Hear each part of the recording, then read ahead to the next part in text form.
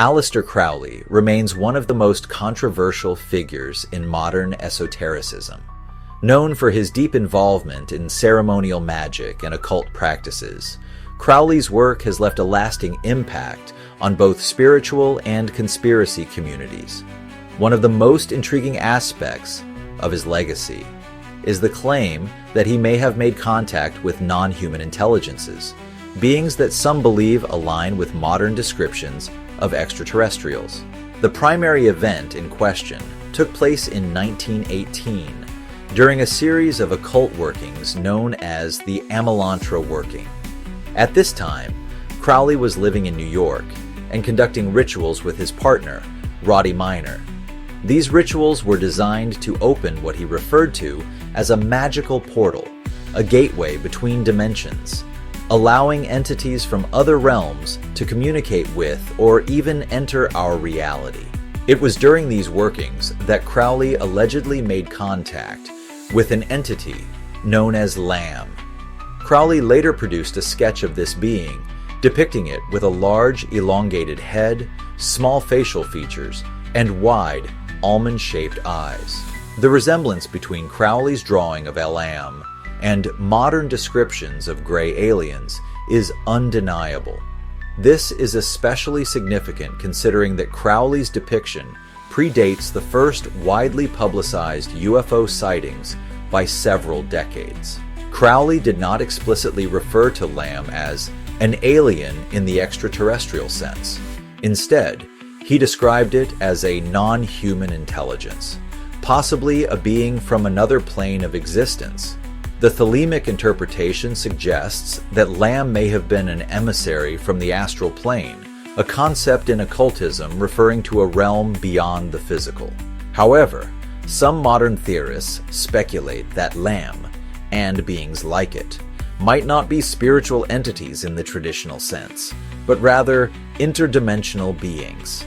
This hypothesis suggests that encounters with Lamb, as well as similar entities reported throughout history, could be instances of contact with a higher intelligence operating beyond human perception. The timing of Crowley's work with Lamb and the later emergence of UFO phenomena raises questions.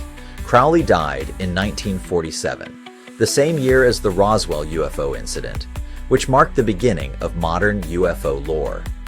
Additionally, just a year before his death, another occultist closely linked to Crowley, Jack Parsons, conducted a new set of rituals known as the Babalon Working in 1946.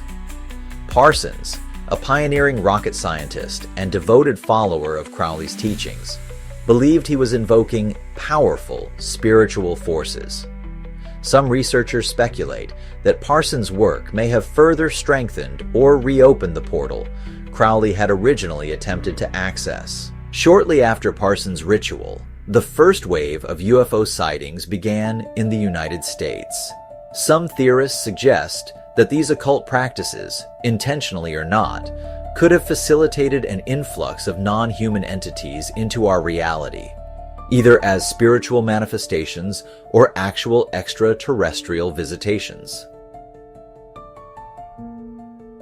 Another theory that has gained traction among both occultists and UFO researchers is the idea that entities like Lamb are not extraterrestrial in the conventional sense, but rather interdimensional visitors. This hypothesis, proposed by researchers such as Jacques Vallée, suggests that what we perceive as alien beings may actually be part of a broader phenomenon that has manifested throughout history in different cultural contexts. For example, the jinn in Middle Eastern folklore, the fae in Celtic mythology, and the star gods of various indigenous cultures.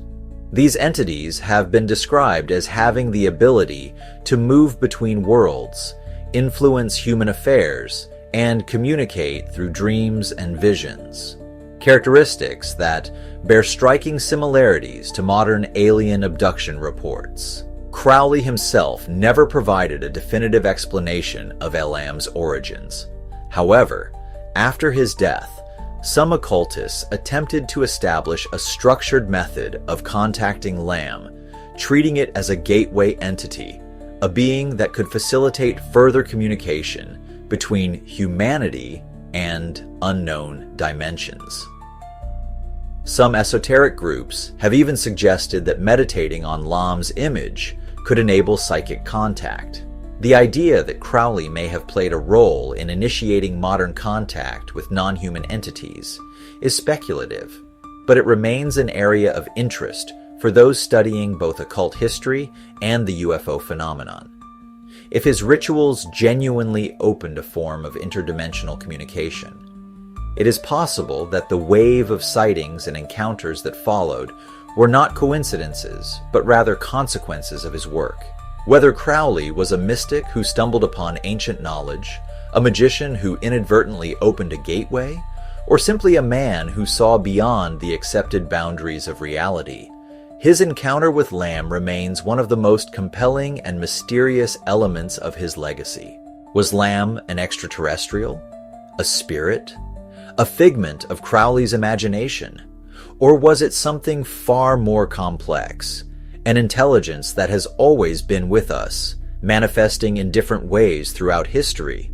Whatever the truth may be, the possibility that Crowley made first contact, decades before the UFO era began, raises profound questions about the nature of reality and our place within it. The truth is out there, and it starts here.